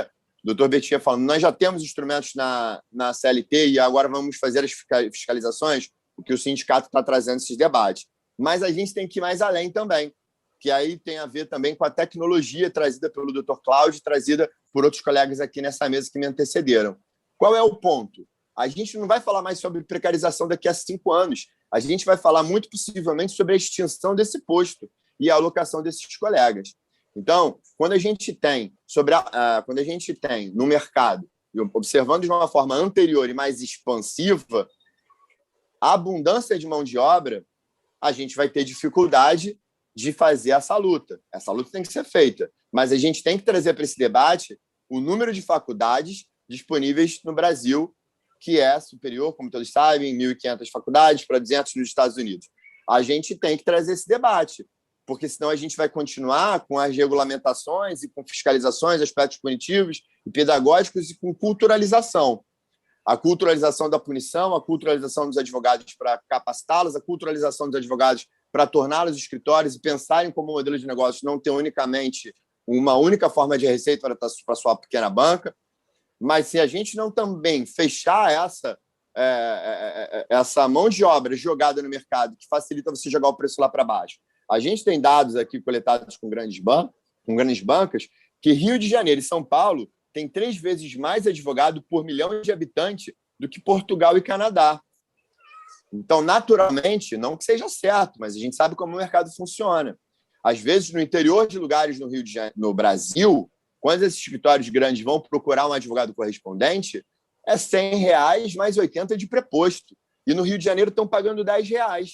A gente tem que lutar por essa regulamentação. Mas uma luta mais efetiva é a gente botar na mesa uma pauta que é a gente suspender, promover a moratória dos ensinos jurídicos e suspender. Porque, na verdade, o que a gente está promovendo, o que a gente vê hoje no mercado é um engodo dos ensinos jurídicos. Vocês concordam?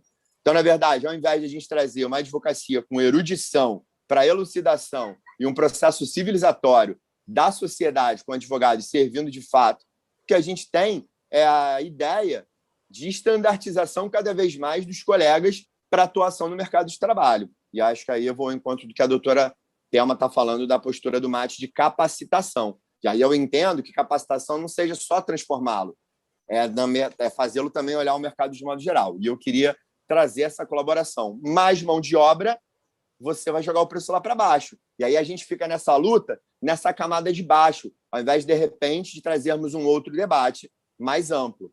A gente tem pensado num debate que a gente traz pouco no Brasil e no Rio de Janeiro, quando a Europa, Estados Unidos e o mundo inteiro já entregou serviços notariais para fazer em concomitância com os cartórios, em todo lugar. No seminário do IBPE, junto com a comissão e com o sindicato, 16 e 17 de outubro, no seminário no YouTube da OAB, a gente tem uma pauta que é serviços notariais para os pequenos para os advogados. É possível fazer ou não? Por que o Brasil não faz serviços notariais? É mais uma pauta para os colegas. Porque a tecnologia, como alguém falou aqui, acho que foi o Álvaro, vai acontecer isso. De repente vai ser mais barato você botar um colega dentro do escritório, e aí, como esqueci qual foi o membro do Ministério Público que falou, vai ser mais difícil ainda fazer a fiscalização. Então, a gente tem que perceber para onde a tecnologia também está levando essa subalternização e proletarização de determinada classe dos nossos colegas. E aí eu queria fechar com uma outra contribuição. Acho que a gente, de fato, vai ter que trazer essa reflexão nova, porque é o seguinte, quando a gente fala em correspondência, a gente fala em audiencista, ok? Mas não é mais assim, pessoal. Quando a gente vê o que está acontecendo com a pandemia, o que ela trouxe para a gente, o advogado correspondente não é mais só o audiencista, que sofreu muito. Obrigado, Silvia. Não é só mais isso. É o advogado redator, que eu acho que foi o Cláudio que falou. É o advogado que faz back-office. E aí a gente está falando de contencioso de alto volume para os grandes escritórios, porque o contencioso um contencioso mais trabalhado, mais sofisticado, de repente não trabalha com os correspondentes. Mas esse modelo mudou. Então não é mais o colega que tira xerox, é o colega que faz audiência, essa audiência está dentro do escritório. Quem é esse colega novo agora? Esse colega novo é que está indo ainda sem vínculo de emprego, porque tem aquele movimento, né? Se o nosso piso está 4.200 no Rio, e a pandemia faz com que você faça o seguinte, contrata um colega em Mato Grosso do Sul, que o piso é 2.300, não assina e me dá a peça. E esse, de repente, está até com vínculo de emprego. Mas sabe o que é pior? Ter um intermediário de uma Lotec, né? Cara, tem um intermediário de uma Lotec e esse cara distribui trabalho para o Brasil inteiro. Quem quer fazer uma peça por R$20? Para o Brasil inteiro. Como é que a gente vai cuidar disso? Então, são procedimentos tecnológicos que estão à frente da gente para a gente entender como proteger os colegas nesse movimento de proletarização e de precarização do trabalho. Pessoal, desculpa aí, me estendi um pouco. Um beijo para todos, debate importantíssimo e sensível, tá? Um beijo. Obrigado, Silvia. Obrigada a você, doutor Tiago, por as suas reflexões e colocações. Eu vou aqui, desculpa, até na organização, é porque quem estava no início, eu até brinquei falando, gente, eu não sou trifásica, eu fiquei no bifásico. E aí começa a ter que coordenar aqui mensagem chegando no WhatsApp, eu fiz aqui, acabei alterando a ordem sem querer, adiantando, e deixei a doutora Isabela Miranda, do Ministério Público do Trabalho. Vou passar a palavra, 1000 perdões, doutora Isabela. Nada, Silvia, sem problema. Os meus colegas já falaram de forma bastante completa, né, sobre o tema, mas eu achei importante falar algo que até o doutor Tiago acabou falando agora, que é um mercado da advocacia, é um mercado muito saturado, né, e aí ele acaba se tornando cruel nesse sentido, que os preços...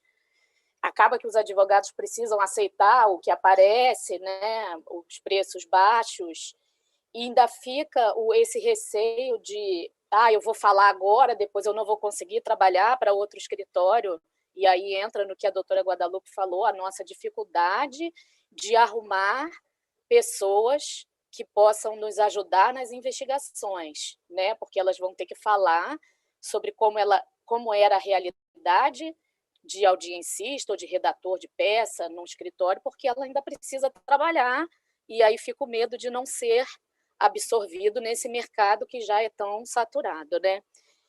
E sobre a necessidade de previsão de um mínimo de proteção para qualquer advogado, como há para qualquer trabalhador, né? Porque investigando alguns desses escritórios de grande, médio porte, a gente vê o quanto acaba saindo mais barato utilizar um advogado associado ou audiencista, o nome que se dê, acaba saindo mais barato do que contratar uma recepcionista, do que contratar uma secretária. Então, você vê que o advogado está ali dentro, às vezes fazendo nenhuma função de advocacia, e isso é mais barato do que contratar um recepcionista, uma secretária, um contínuo, sabe, um auxiliar administrativo. Está sendo mais barato você recrutar um advogado sobre essas diferentes formas de contratação e de nomenclatura que se dê. E aí a gente vê o quanto é mais cruel a exploração da classe pela própria classe. E, sobretudo, quando se trata de advogado, porque a gente vê médicos explorando médicos, mas aí quando a gente começa a investigar,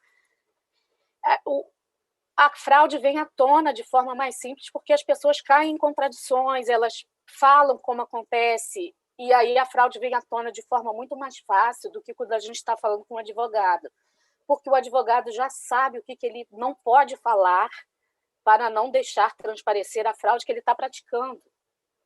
Até a testemunha, quando vem, porque não teve jeito e ela veio, ela sabe o que ela não pode falar para não se prejudicar numa recolocação neste mercado da advocacia. Então, assim, da exploração de classe pela classe, essa parece uma das piores e mais cruéis por causa disso. E a investigação é mais difícil por causa disso, porque a gente está falando com gente que conhece o que está sendo falado ali. Eles sabem o que eles não podem falar, o que eles precisam evitar. Então, assim, é uma situação muito complexa mesmo, tá? E eu queria deixar esse relato porque esse é o meu dia a dia também, o combate às fraudes nas relações de trabalho. Então, tem no mercado de publicidade, tem na medicina, tem nos dubladores, tem nos artistas, tem fraude em todos os segmentos, mas na advocacia ela é mais complicada, ela é mais cruel, ela é mais difícil de ser verificada. Tá? Então, eu queria deixar esse relato e essa necessidade dessa proteção mínima, de se pensar nisso, porque realmente está ficando mais fácil, mais barato contratar um advogado do que contratar qualquer outro trabalhador. Tá? Então, eu queria deixar esse relato para a gente pensar nisso também. Tá?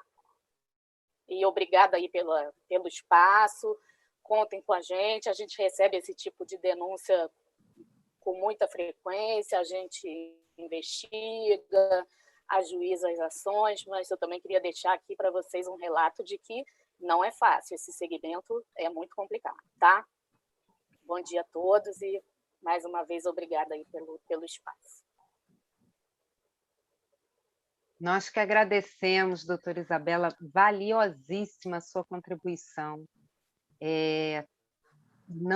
Talvez a gente não dimensione o quão difícil é essa apuração, exatamente porque lida com outro ponto que são advogados, são grandes escritórios, na sua maioria, médios escritórios, que fazem, sim, uso dessa mão de obra, essa mão de obra que acaba sendo contratada por bloco, e aí ela sabe que se perder aquele serviço, ela não está perdendo uma audiência, ela está perdendo, na verdade, o bloco que ela conta no fim do mês. Então, ela fica num duelo entre o que ela sabe que é justo e o que ela precisa para sobreviver. E essa é uma linha extremamente difícil de dividir, de compartilhar. Agradeço imensamente as suas contribuições. Doutora Silvia, doutora Silvia, só me permite só quebrar o protocolo nesse tema aqui, aproveitando que a doutora Isabela ainda está aí, doutor João Betrias, doutora Guadalupe. Né? Nós, na Escola de Gestão de Qualificação de Pequenos e Médios da Ordem, da qual o Tiago Mello é o presidente e eu, o vice-presidente, coordeno as instituições todas do Estado do Rio de Janeiro, nós temos nos aprofundado muito nesse tema de fazer exatamente essa separação. Né? A doutora Silvia também é uma das professoras, e é um elenco enorme de profissionais que a gente disserta sobre tudo, sobre fiscalização, sobre emissão de nota, o que é um contrato entre pessoas. Por exemplo, você tem uma sociedade pessoal, uma sociedade de advogado, o que eles podem, na realidade, fazer esse contrato de pessoas jurídicas, justamente para que eles não caiam nesse engodo, né, de ter aquela contratação de um advogado, de fazer um advogado não só audiencista, mas correspondente, né, de que forma que eles podem operacionalizar isso. Então, incentivando muito eles, quando é um pequeno grupo, de fazer uma sociedade, ainda que eles tenham uma contratação, fazer a contratação por pessoa jurídica, não pessoa física, até para não ter aquela tributação maior, né, para que eles não corram nesse viés de você fazer uma contratação irregular, ficar pagando sem nenhum contrato com o escritório. E, além disso, né, aproveitando também, de novo, a presença do Ministério Público, nós, inclusive, estamos, a cada visita que nós estamos fazendo, infelizmente, não podemos fazer.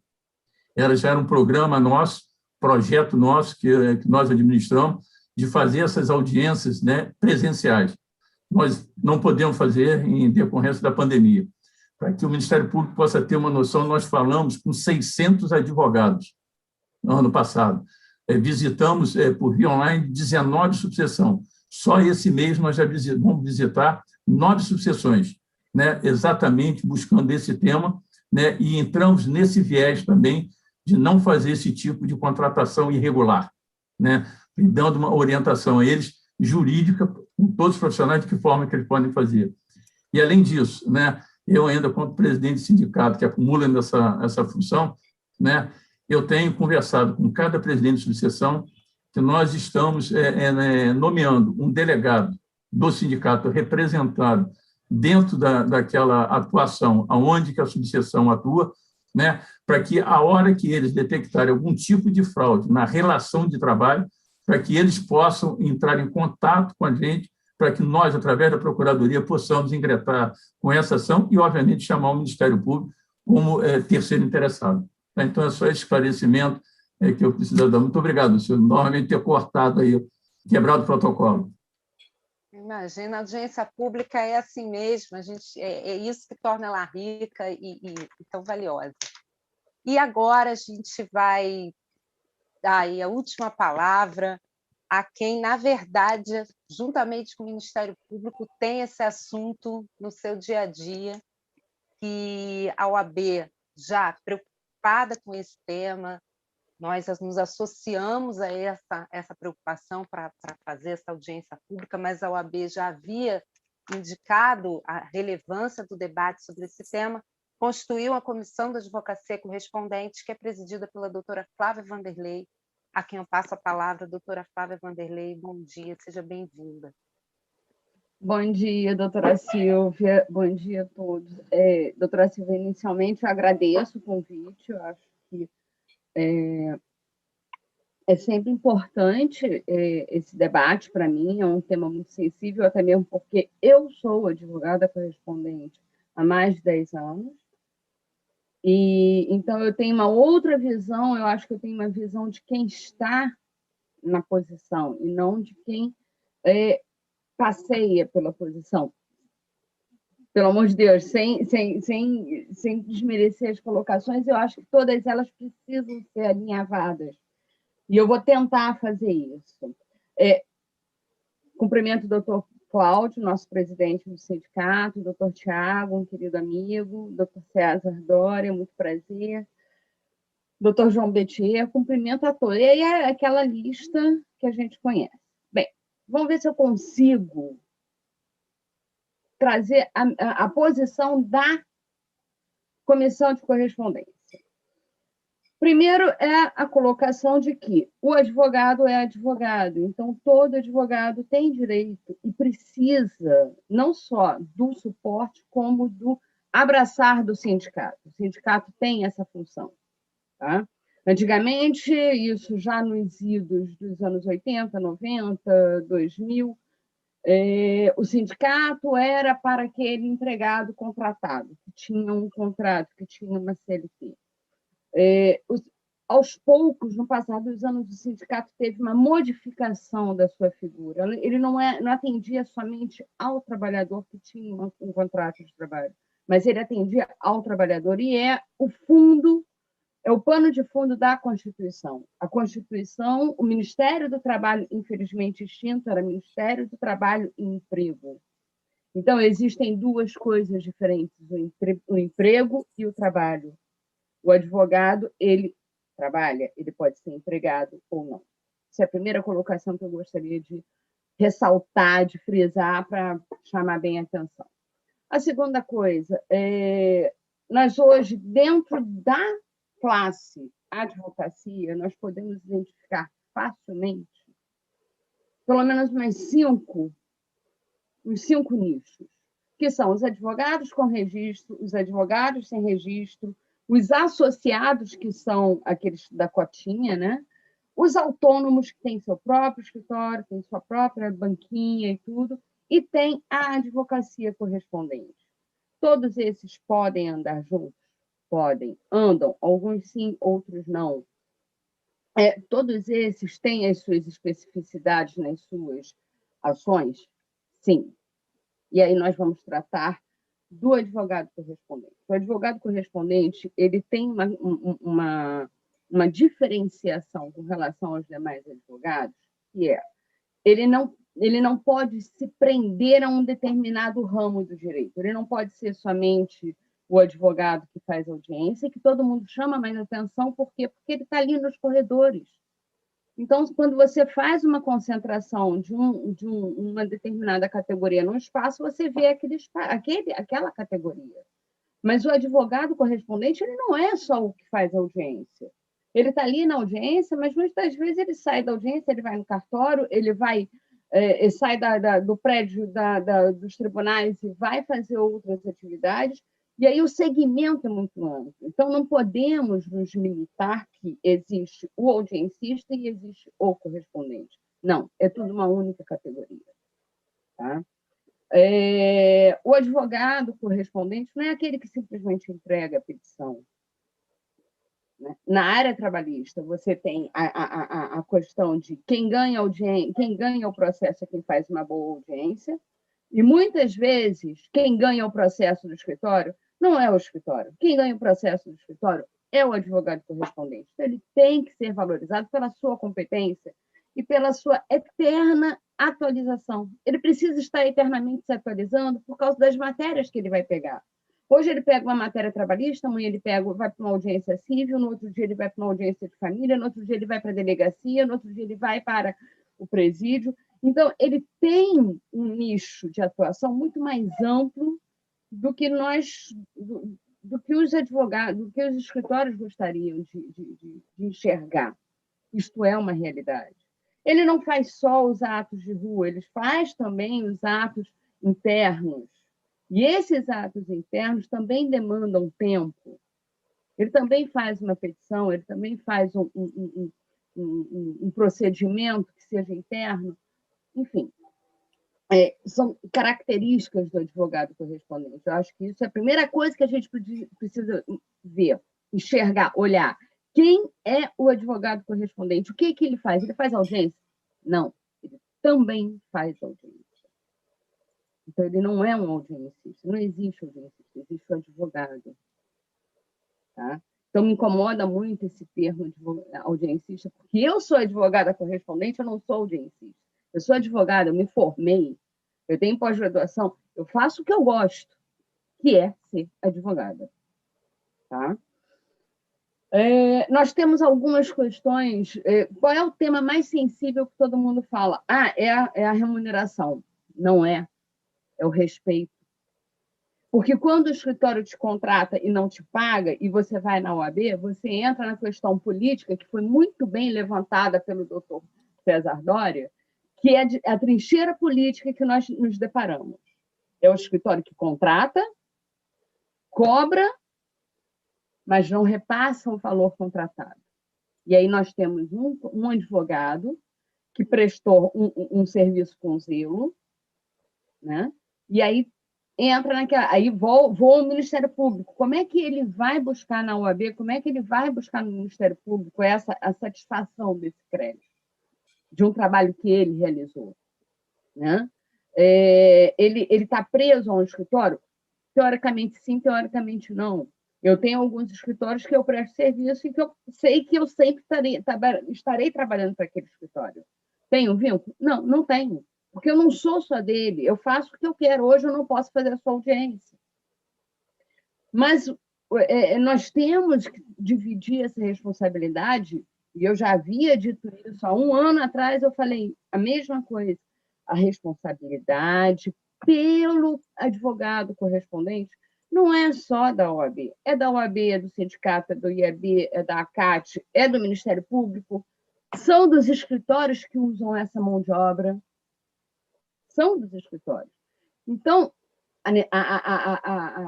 trazer esse profissional para dentro do sindicato, trazer para dentro da convenção coletiva, é você chegar e mostrar para a sociedade jurídica essa categoria, que é uma categoria importante. Muitos escritórios não funcionam se não tiver um correspondente, se não lançar mão desse correspondente. Não funciona, tem escritório que não funciona. O estagiário, o advogado interno, tem coisas que ele não sabe fazer. Quem sabe fazer é esse advogado correspondente. Então, ele é capacitado para coisas que o escritório não sabe. Você pega um escritório, um advogado formado, que sempre ficou interno no escritório, ele não vai saber, por exemplo, desenrolar processos dentro de um órgão público. E não é fazer a petição, não é protocolar, é desenrolar o processo dentro de um órgão público, que é uma outra coisa, você saber conversar. É saber conversar no diálogo daquele órgão. É saber conversar no diálogo do serventuário. Não é chegar e impor. Então, até o diálogo do advogado correspondente é diferente do diálogo do advogado de escritório, é diferente do advogado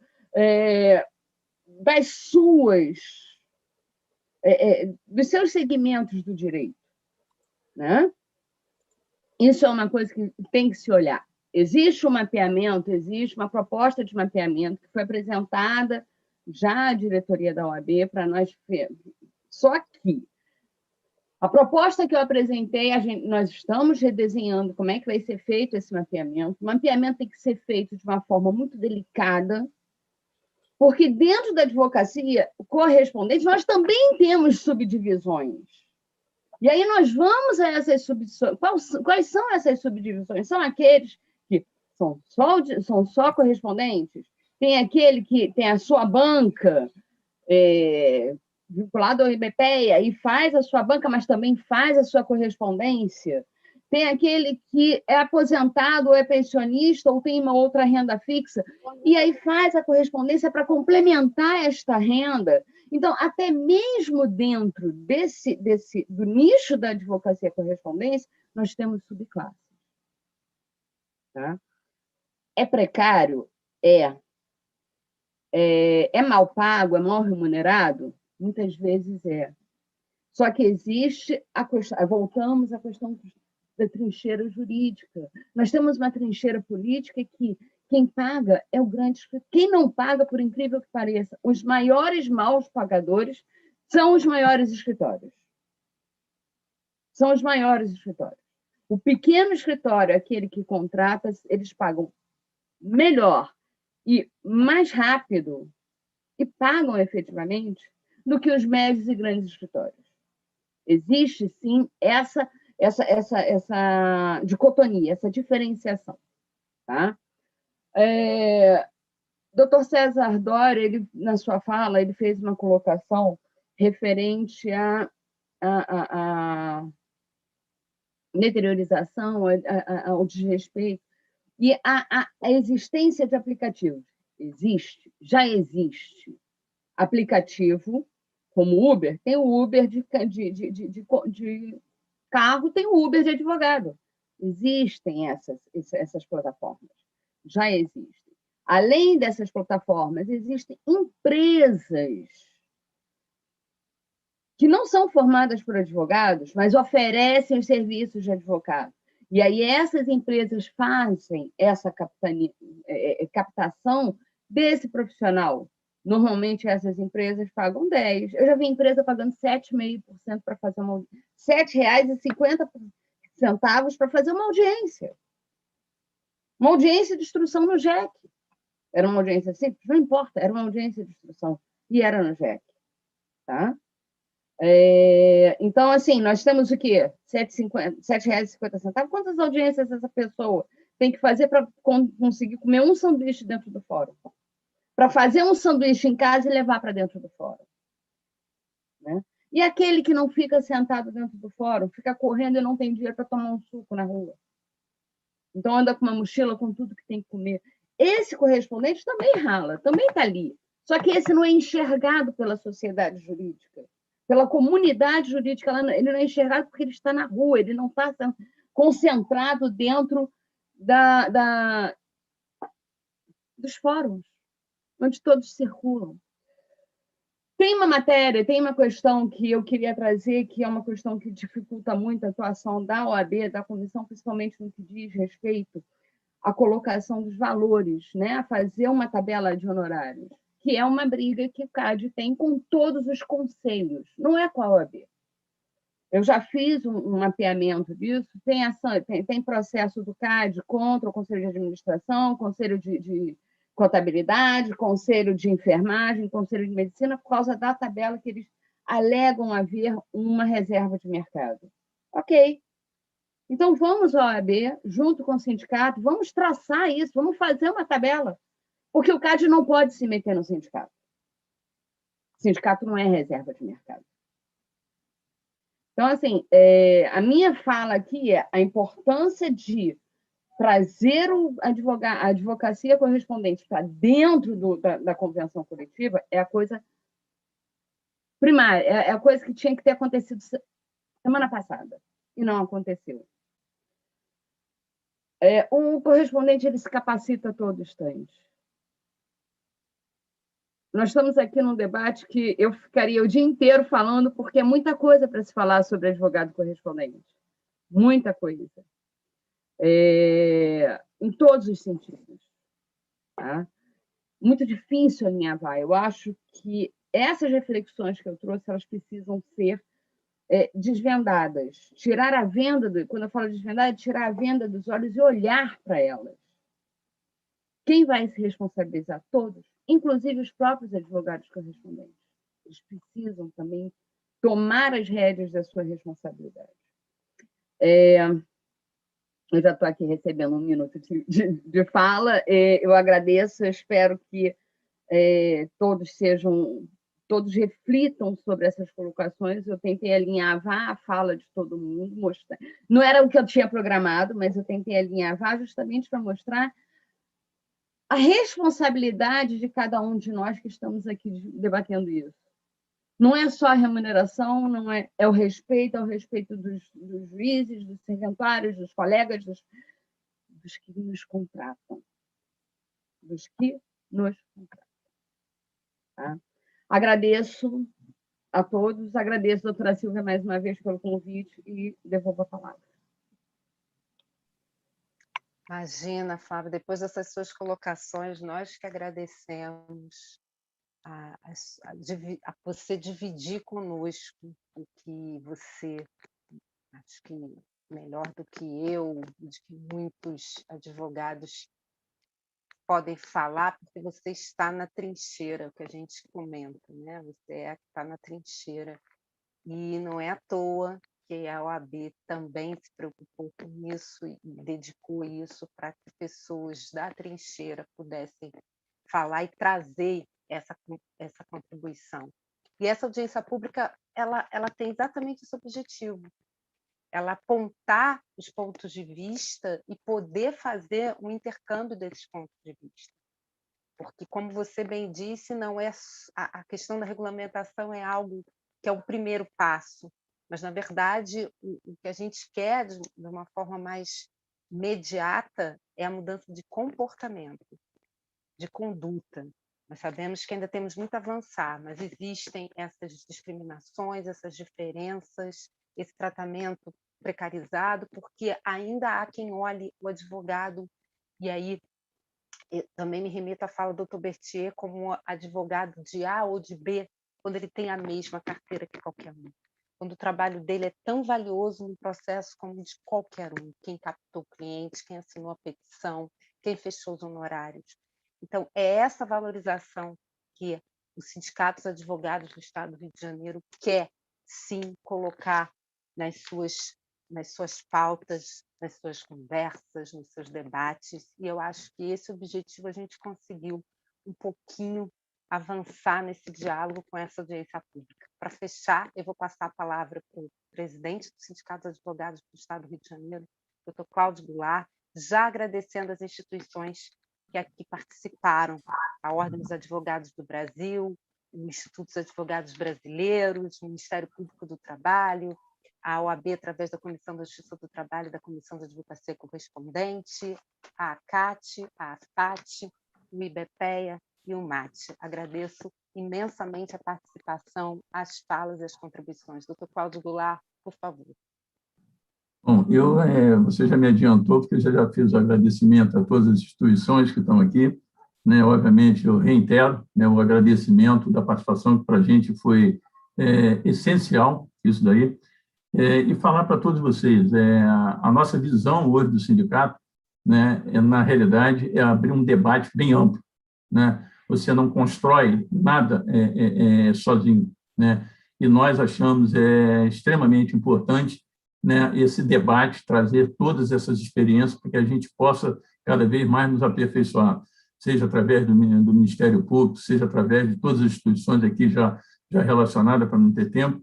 E eu deixo aqui para todos vocês a prática que nós usamos lá no sindicato, principalmente por mim, né? Eu sou muito meu conceito, né, de administração é um conceito político que eu trago desde a minha vida política, desde os meus 15 anos. né? Eu sou adepto ao parlamento, né? Porque eu acho que o parlamento você não indica a pessoa, você indica o projeto, né? E eu, no sindicato, atuo dessa forma, né? Todas as comissões, toda a minha diretoria, ela tem o livre-arbítrio de dentro de um projeto, dentro de um programa, debater e incumbir a ela de direcionar isso.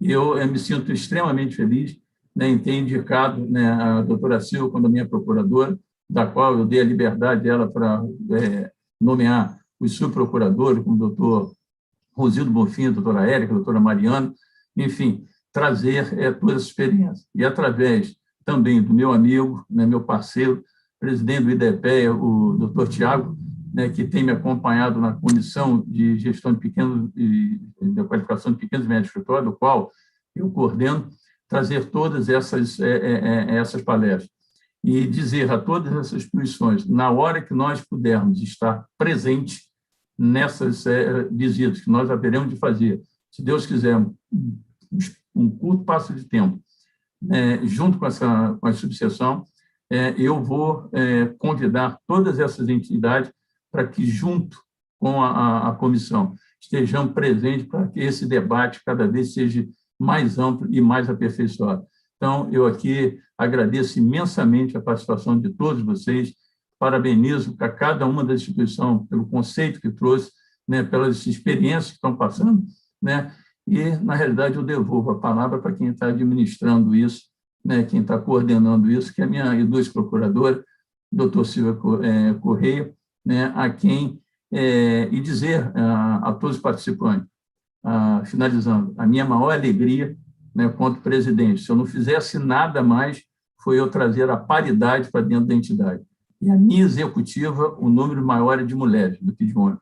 Então, essa a visão que a gente tem, eu acho que é esse trabalho que todas as comissões, principalmente, é presidida pelas mulheres, não só pelos homens, pelas mulheres, trouxe para o sindicato inúmeros conceitos e um aperfeiçoamento de uma amplitude de teses muito forte para que a gente possa estar passo a passo em defesa da nossa categoria. A todos vocês, um bom final de semana, e eu peço a Deus que dê bastante saúde a gente, que a gente possa passar por esse momento ileso. Tá? Muito obrigado, senhor. Devolvo a palavra para você. Obrigada, meu presidente, doutor Cláudio Goulart. Mais uma vez, agradeço a todas as instituições, que essa audiência sirva para demonstrar o nosso objetivo como sindicatos advogados, que é a audição de todos os entes participativos e a conclamação que a nossa classe, os advogados, são todos portadores de uma única carteira da ordem. E é com a OAB e com todas as instituições que nós conseguiremos, através dessa advocacia, elevar, com certeza, o padrão de democracia que a nossa sociedade precisa. Fiquem com Deus, cuide-se e cuide dos seus. Uma ótima sexta-feira e um ótimo fim de semana. Obrigada pela paciência. Agradeço demais a todos.